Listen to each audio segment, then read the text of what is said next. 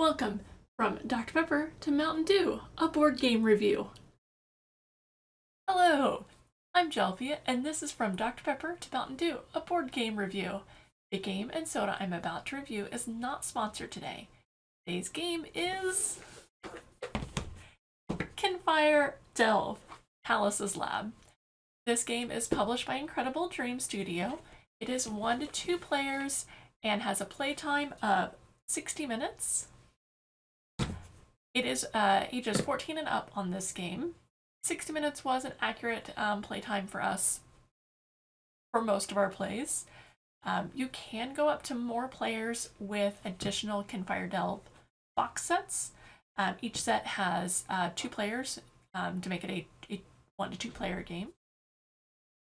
So let's go ahead and get into the kind of the basics of the game. It is a co-op, multi-use cards, has light dice rolling, a dungeon delving sort of game. Our copy has a 3D printed insert, and we have sleeved our cards.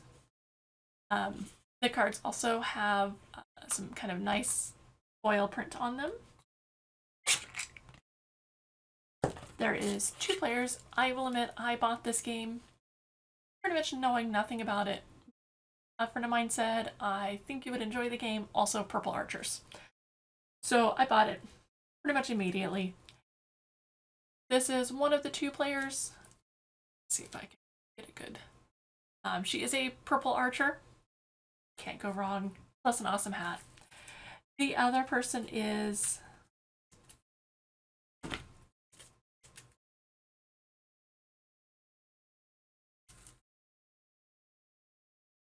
a dwarven person.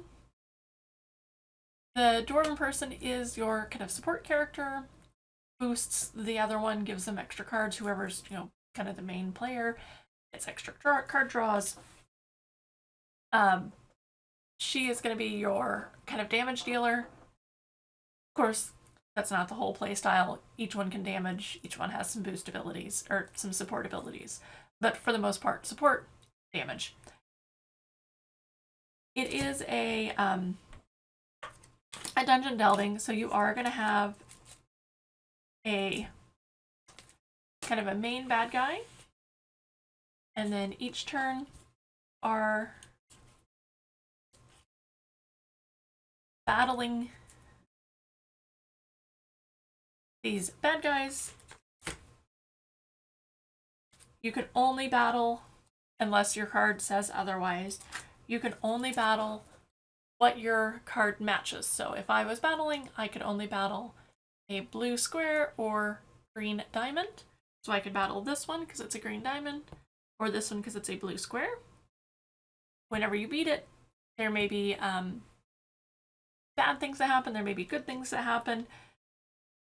You may take damage, you may get a bonus of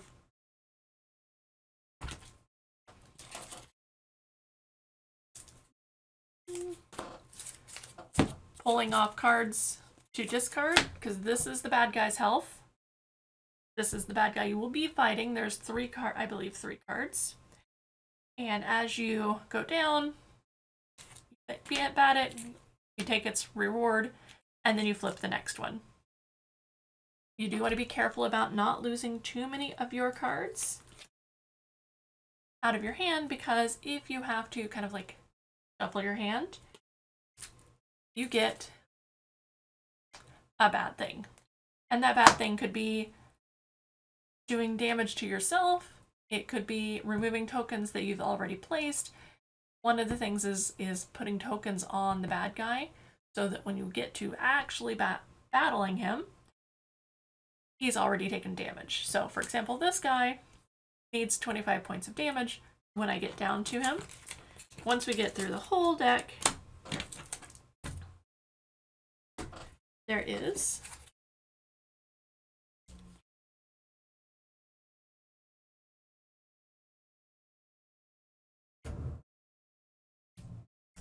I